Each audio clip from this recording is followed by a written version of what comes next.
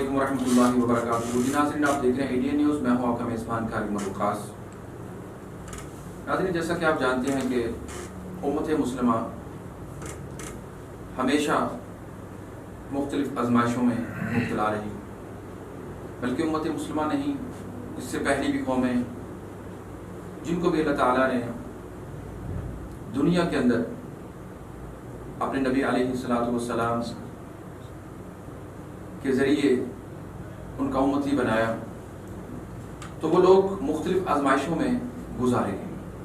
قرآن مجید میں اللہ تعالیٰ ارشاد فرماتے ہیں: ام حسبتم ان تدخلوا الجنہ ولما یأتکم مثل الذین خلوا من قبلکم مستهم البأساء والضراء وزلزلوا حتى يقول الرسول والذین آمنوا معه متى نصر اللہ الا ان نصر اللہ قریب.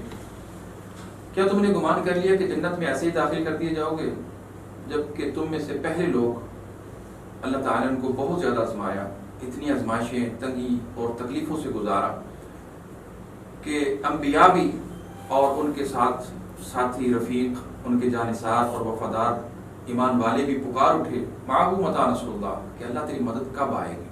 تو اللہ نے کہا: الا ان نصر اللہ قریب، کہ بے شک میری مدد قریب ہے. آج امت مسلمہ انہی حالات سے دو چار ہے. انہی چیزوں کو سمجھنے کے لیے آج میرے ساتھ اسٹوڈیو میں عظیم مذہبی شخصیت محترم مکرم مولانا سر عبید الرحمن حافظہ اللہ موجود ہیں، اور ان کے ساتھ انتہائی ماہر تعلیم اور ماہر تعلیم کے ساتھ ایک پروفیشنل ٹرینر جو میرے ساتھ موجود ہیں، محترم مکرم سر اسد وقاص خان.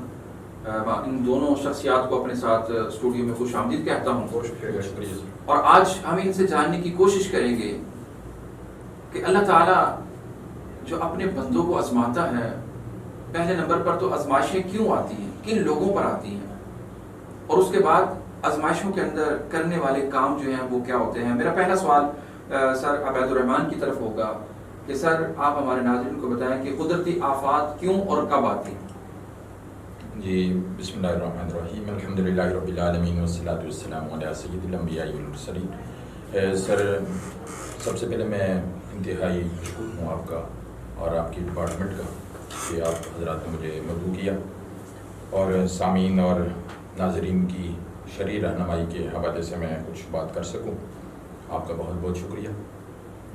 سب سے پہلی چیز جو اس حوالے سے جو کوشچن آپ نے پوچھا کہ قدرتی آفات، بلائیں، مصیبتیں اور یہ آزمائشیں، بیماریاں، تنگیاں، تکلیفیں مختلف شکلوں میں، اس حوالے سے میں سب سے پہلی چیز جو شرعی رہنمائی کے حوالے سے آپ صلی اللہ علیہ وسلم کا وہ ارشاد مبارک آپ کے گوش گزار کروں گا کہ آپ صلی اللہ علیہ وسلم نے فرمایا کہ سب سے زیادہ مصیبتیں اور پریشانیاں میرے اوپر آئی ہیں، اور اس جو بھی دین کے جتنی زیادہ قریب ہوگا، جس کو دین جتنا ہی رب ذوالجلال کے ساتھ تعلق زیادہ ہوگا، اتنی ہی مصیبتیں اور پریشانیاں اس پر آئیں گی. لیکن اس کی ایک یہ تو سب کے لیے ایک عمومی حکم، لیکن جو وبائیں اور مصیبتیں اور بیماریاں، اس حوالے سے ایک حدیث آپ کو سنا دوں. آپ صلی اللہ علیہ وسلم نے فرمایا جس قوم کے اندر بے حیائی عام ہو جاتی ہے، اللہ تعالیٰ اس قوم کے اندر ایسی ایسی وبائیں، ایسی ایسی بیماریاں پیدا کر دیتے ہیں کہ جو ان کے آباء و اجداد کے اندر وہ بیماریاں، ان بیماریوں کا نام و نشان نہیں تھا. پھر آپ صلی اللہ علیہ وسلم کی وہ حدیث جو مشکات شریف کے اندر بھی ہے، حضرت عائشہ رضی اللہ تعالیٰ عنہ، کہ جس قوم کے اندر یہ چیزیں عام ہوں گی، جس کے اندر امانت، بددیانتی ہے، اسی طرح بہت ساری چیزیں آپ صلی اللہ علیہ وسلم نے تقریباً 14 سے 15 چیزیں گنوائی کہ جس قوم کے اندر یہ چیزیں عام ہوگی، والدین کی نافرمانی ہے اور بددیانتی ہے، اسی طرح امانت میں خیانت ہے، اور جو سرکاری اور حکومتی جو املاک ہیں اس کا ناجائز استعمال ہے، اور اسی طرح والدین کی نافرمانی ہے، یہ ساری چیزیں وعدہ خلافی ہے. تو یہ ساری چیزیں آپ صلی اللہ علیہ وسلم نے گنوائی اور فرمایا کہ جس قوم کے اندر یہ بیماریاں عام ہوں گی، ان پر خسف بھی ہوگا، مسخ بھی ہوگا، ان پر تیز آندھیاں بھی چلیں گی. تو یہ اس حوالے سے یہ سب سے بڑی چیز یہ ہے کہ ہماری شامت اعمال ہے، ہمارے گناہوں کا نتیجہ ہے، ہمارے برے اعمال کا نتیجہ ہے، جس کو اللہ پاک قرآن مجید میں ارشاد فرما رہی سورہ شورى کے اندر کہ وما اصابکم من مصیبت فبما کسبت ایدیکم ویعفو عن کثیر. اور اسی کو اللہ پاک نے سورۃ روم کے اندر ایک دوسرے پیراہے کے اندر بیان فرمایا ظہر الفساد فی البر والبحر بما کسبت ایدی الناس لیذیقہم بعض الذی عملوا لعلہم یرجعون. اب یہ دیکھیں زمین کے اندر جو فساد برپا ہو چکا ہے بر و بحر کے اندر، اس کا بنیادی سبب جو ہے وہ انسانوں کے برے اعمال ہیں. اور اللہ پاک وقتاً فوقتاً اس طرح کی آزمائشیں، مصیبتیں، پریشانیاں وہ اس لیے بھیجتے ہیں تاکہ لوگ اللہ تعالیٰ کی طرف رجوع کریں. اب یہاں پر دو پہلو ہیں. لیکن یہاں پہ جیسے سورہ سجدہ میں اللہ تعالیٰ فرماتے ہیں وَلَنُذِيقَنَّهُم مِّنَ الْعَذَابِ الْأَدْنَىٰ دُونَ الْعَذَابِ الْأَكْبَرِ. آپ کیا سمجھتے ہیں کہ یہ ابھی چھوٹی آزمائشیں ہیں، بڑی آزمائشیں تو پیچھے ہیں؟ جی میں اس کی وضاحت کیوں کر دوں کہ دیکھیں آزمائش اور عذاب میں یہی اس چیز کو ذرا فرق سمجھنے کی ضرورت ہے. ایمان والوں کے لیے یہ آزمائش ہے، لیکن اس کو بھی سمجھنا یہ چاہیے کہ اگر اس آزمائش کے بعد بھی ہمارا تعلق اللہ کی ذات کے ساتھ بڑھ گیا تو یہ اہل ایمان کے حق میں یہ آزمائش ہے. اور اگر اس وبا اور اس خیر بھی ہے کیونکہ اللہ پاک خود قرآن مجید میں ارشاد فرما رہے وَلَنَبْلُوَنَّكُم بِشَيْءٍ مِّنَ الْخَوْفِ وَالْجُوعِ وَنَقْصٍ مِّنَ الْأَمْوَالِ وَالْأَنفُسِ وَالثَّمَرَاتِ. اور اگر اس وبا کے بعد، اس پریشانی کے بعد، آزمائش کے بعد اور اس طرح کی آفات کے بعد اگر ہمارا اللہ تعالیٰ کی ذات کے ساتھ تعلق بڑھا نہیں، کم ہوا ہے، اگر بڑھا ہے تو یہ آزمائش اہل ایمان کے حق میں. پہلے ہماری نماز کے اندر، ہماری صوم و صلات کے اندر، ہماری نیکیوں کے اندر رغبت کے حوالے سے اگر پہلے کوتاہی تھی اب بڑھ گئے ہیں تو یہ سمجھ لیں کہ یہ اللہ تعالیٰ کی طرف سے. سر میں آپ کی طرف آنا چاہوں گا، جیسے سر نے کہا کہ ہمارے اعمال کی جو ہیں وہ کہہ لیں کمزوریاں ہیں، ہمارے ایمان کی کمزوریاں جس کی وجہ سے آج یہ ہو رہا ہے. تو آپ بھی ایک تعلیمی سیٹ اپ کے ساتھ منسلک ہیں، تو آپ کیا سمجھتے ہیں کہ واقعی یہ ریالٹی ہے کہ ہمارے معاشرے کے اندر یہ غلطیاں، کوتاہیاں، سکم جو ہے وہ موجود ہیں؟ بسم اللہ الرحمن الرحیم. قاری عمر وقاص صاحب، آپ کا بہت شکریہ، آپ نے مجھے اس موضوع پہ بات کرنے کے بلایا. قاری وائل الرحمان صاحب نے جو ایکسپلینیشن دے دی ہے اس کے بعد تو قرآن و حدیث کے آگے میری بات چھوٹی پڑ جاتی ہے. لیکن ایز اے ایجوکیشنسٹ میں آپ کے ساتھ یہ بات شیئر کروں گا کہ ہمارا ایک رول جو ہے وہ بڑا ہی کمزور ہو چکا ہے. ہم لوگ ظاہری مفادات کی طرف بہت زیادہ بڑھنا شروع ہو گئے. جیسے کہ ہم لوگ دیکھتے ہیں ہمارے بچے اچھے اسکولس میں جائیں، ہمارے بچے اچھی گاڑیوں میں پھریں، ہمارے بچے برانڈڈ کپڑے پہنیں، لیکن ہم دین برانڈڈ کی طرف نہیں جا رہے، اصلاح برانڈڈ نہیں چاہ رہے. ہم یہ کیوں نہیں کہتے کہ دین جہاں سے اصلاح بچوں کے اسے ان کو تربیت کی جائے، اسے گناہ کہ ان کے بارے میں پروفٹ اور لاس بتایا جائے، ان کو نفع نقصان بتایا جائے ان چیزوں کا، وہ کیوں نہیں بتایا جا رہا؟ کس کی ذمہ داری ہے یہ چیزیں بتانے کی؟ اساتذہ کی ہے، والدین کی ہے، کس کی ہے؟ میں یہ سمجھتا ہوں سب سے بڑی ذمہ داری والدین کی ہے، اسپیشلی ماں کی ہے، کیونکہ کہا جاتا ہے کہ ماں سے بڑی درسگاہ پوری دنیا میں کوئی نہیں ہے، اور بچے اپنے پیرنٹس کو ہی کاپی کرتے ہیں. تو یہ میرا یہ سب سے بڑا یہ ارادہ کہ جیسے ہی بچہ گرو کرے اس کی جب جیسے وہ، اور بڑے بھی بچے، ضروری نہیں کہ چھوٹے بچے، بڑے اسلام کو کہتا ہے کہ 7 سال کی عمر میں ان کو نماز کی ترغیب دیں، قرآن کی ترغیب دیں، وہ ہم نہیں دیتے، سختی کریں. ہم نہیں دیتے. قاری صاحب محترم میرے ساتھ موجود ہیں، عالم میں ایجوکیشنسٹ بھی ہیں، یہ آپ کو بتائیں گے. لیکن دین کے حوالے سے تو میں ان سے پوچھوں گا، لیکن آپ مجھے بتائیں کہ چلو دین کو تو ہم بہت لیٹ شروع کرتے ہیں، لیکن آپ کے بچے جو نرسری اور پریپ اور اس سے بھی نیچے کلاس ہیں وہ تو 3-4 سال کی عمر میں بچے. سر ہمارا کریکلم، ہمارا سلیبس، ہمارا جو نصاب ہے وہ اس طرف نہیں آیا جا رہا کہ اس میں ایسی چیزیں رکھی جائے. جیسے آپ نے ناول رکھ دی ہے، فونکس رکھ دی، یوٹیوب کو آپ استعمال کر رہے ہیں، ویڈیوز پہ گانے سکھائے جا رہے ہیں بچوں کو رائم سکھائی جا رہی ہیں. کیوں نہیں ہم سکھاتے بچوں کو مذہب کے بارے میں؟ ناظرہ کا پیریڈ ہوتا ہے، اس میں ناظرہ کیوں نہیں کمپلسن کیا جا رہا، بچوں کو کیوں نہیں سکھایا جا رہا؟ قرآن سے ہی سر تربیت ہوتی ہے. اصلاح جب سے انوائرمنٹ جو ہے ہمارے ایک بنایا جائے گا وہی چیزیں سیکھی جائیں گی. جیسے ایک بڑی سانچی مثال دیتا ہوں، آپ یہاں پہ انگلش نہیں بولتے ہیں، آپ کسی پرانے ملک چلے جائیں آپ کی مجبوری بن جاتی ہے انگلش بولنا، کیونکہ ان کی نیٹو لینگویج وہ ہے.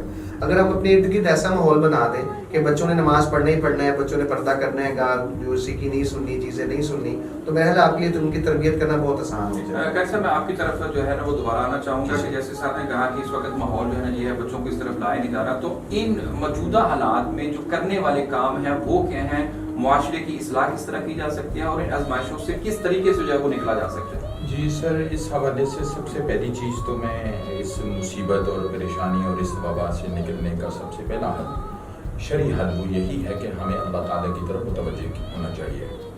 توبہ استغفار کا بہت زیادہ اہتمام کرنا چاہیے. والدین کو بھی چاہیے کہ وہ توبہ استغفار کا خود بھی اہتمام کریں، صلاۃ التوبہ پڑھیں اور اللہ تعالیٰ سے اپنے چھوٹے بڑے جتنے بھی گناہ ہیں توبہ کی شرائط کے ساتھ قرآن مجید میں اللہ پاک ارشاد فرماتے ہیں یا ایھا الذین آمنوا توبوا الی اللہ توبۃ نصوحا، اے ایمان والو تمہیں پکی اور سچی توبہ کرنی چاہیے۔ میں اس کی وضاحت یہاں ضروری سمجھتا ہوں، بعض لوگ اس سے غلط فہمی کے اندر مبتلا ہوتے ہیں۔ توبہ نام ہے 3 چیزوں کا، اگر حقوق العباد کے ساتھ اگر اس کا تعلق ہے یا حقوق اللہ کے ساتھ اس کا تعلق ہے، 2 پہلو ہیں۔ اگر حقوق اللہ کے ساتھ اگر اس کا تعلق ہے تو اس کے لیے 3 شرائط بیان کی جاتی ہیں۔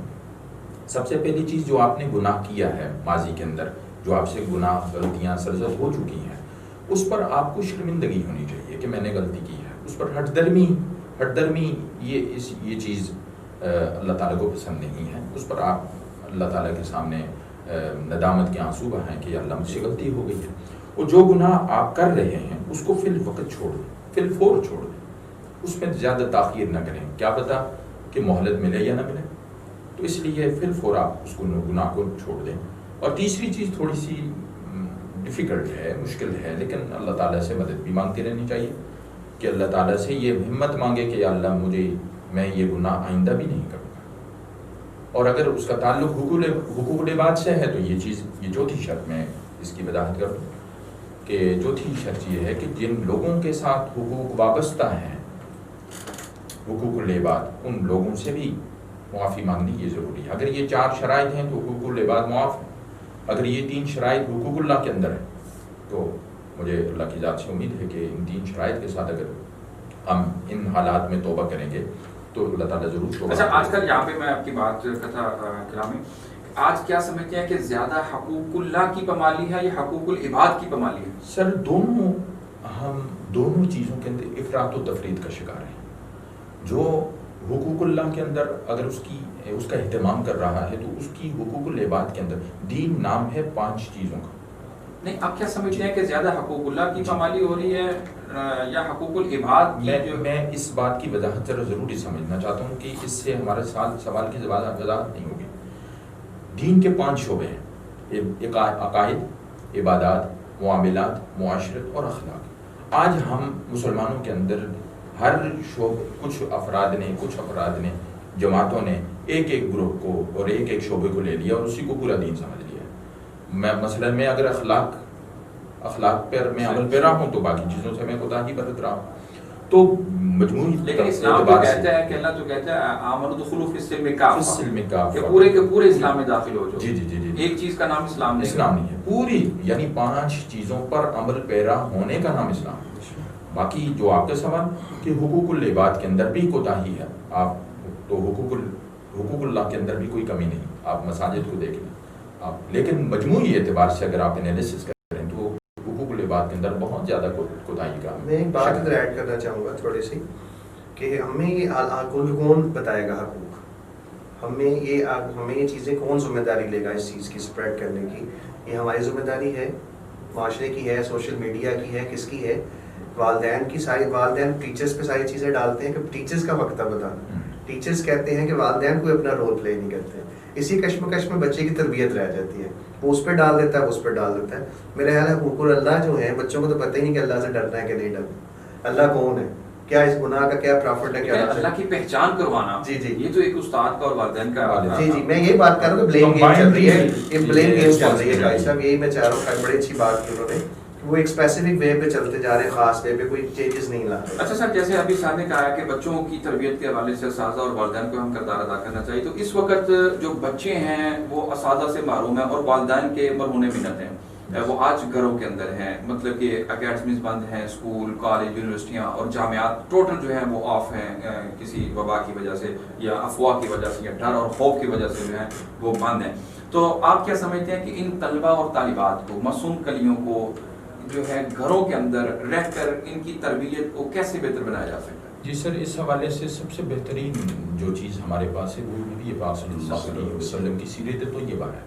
والدین کو چاہیے کہ وہ ایسا موقع فراہم کریں کہ آپ صلی اللہ علیہ وسلم کی سیرت کو عام کیا جائے، بچوں کو درسن پڑھایا جائے، سنایا جائے، ویڈیو لیکچر کے ذریعے، آڈیو لیکچر کے ذریعے بچوں کو اس میسج آپ صلی اللہ علیہ وسلم کی سیرت اور آپ کے مبارک تعلیمات سے بچوں کو کے دل و دماغ کو روشن کیا جائے۔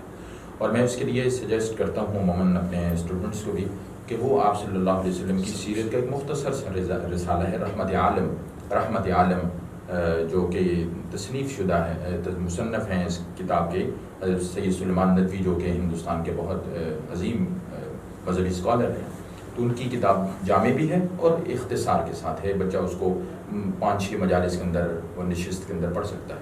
تو والدین کو چاہیے کہ وہ اس کتاب کا بھی ضرور مطالعہ کروائیں۔ اور آپ صلی اللہ علیہ وسلم یہاں پہ جو تاریخ کے حوالے سے دنیا کے اندر جو کہہ لیں ایک سیرت کے حوالے سے سب سے بڑی کتاب انعام اول یافتہ الرحیق المختوم، اگر اس کے حوالے سے بھی تھوڑا سا۔ جی سر، چونکہ بچہ ہے اس کا لیول اس سٹیج پہ بچہ نہیں پہنچ پاتا، چونکہ الرحیق المختوم بہت بڑی کتاب ہے صفی الرحمان مبارک پوری رحمۃ اللہ علیہ کی، اور بہت ہی جامع کتاب ہے، اس کے لیے بہت زیادہ چونکہ اس کی ضخیم کتاب ہے، تو جو بڑے بچے ہیں انٹر لیول کے یا آج کل تو بچے ماشاء اللہ تعلیم جو ہے وہ بہت جو ہے نا وہ ایڈوانس ہیں، تو خیر چلو آپ اپنی بات جاری رکھیں کہ آگے جو ہے کتاب یہ اس کے ساتھ اور کیا جو ہے ان کی رہنمائی کس طریقے سے جو جی سر، اس کے لیے ہمیں پیغام سیرت سمجھنا ہوگا کہ آپ صلی اللہ علیہ وسلم کی سیرت کا یہ واقعہ میرے اندر کیا تبدیلی لا سکتا ہے۔ آپ صلی اللہ علیہ وسلم کا جو واقعہ ہے فکسنگ آف بلیک سٹون، حجر اسود کی تنصیب کا معاملہ، میرے لیے اس میں کیا سبق ہے۔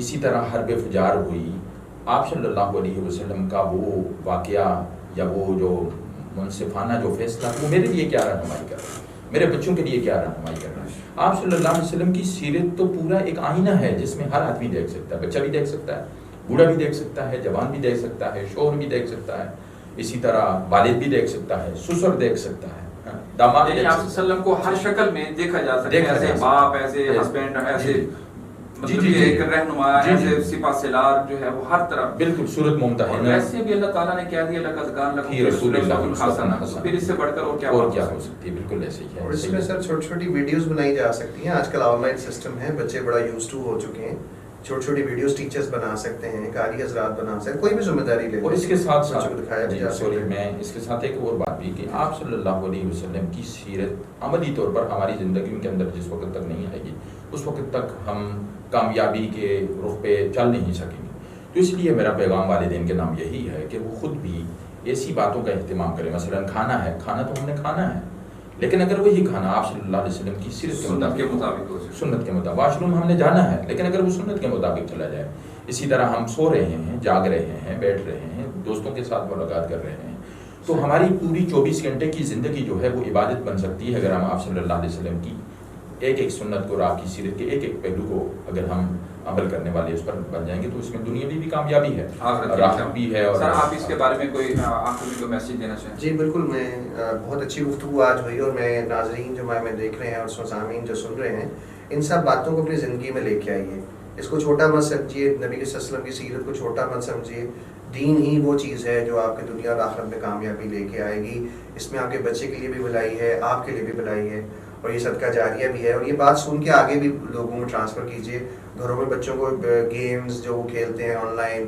یوٹیوب پہ غلط چیزیں دیکھتے ہیں، فیس بک اور میڈیا پہ جو اپنا ٹائم ویسٹ کرتے ہیں، آپ کوشش کیجیے کچھ سیکھیے، میتھس کا سیکھیں، سائنس کا سیکھیں، دین کا سیکھیں، ان سے سپرویژن کریں، ان پہ نظر رکھیں کہ وہ لوگ کیا کر رہے ہیں، انہیں اکیلا مت چھوڑیے اور ان کی تربیت میں اپنا رول ادا کیجیے پلیز۔ 1 منٹ کا آپ کوئی میسج اگر دینا چاہیں ناظرین کو۔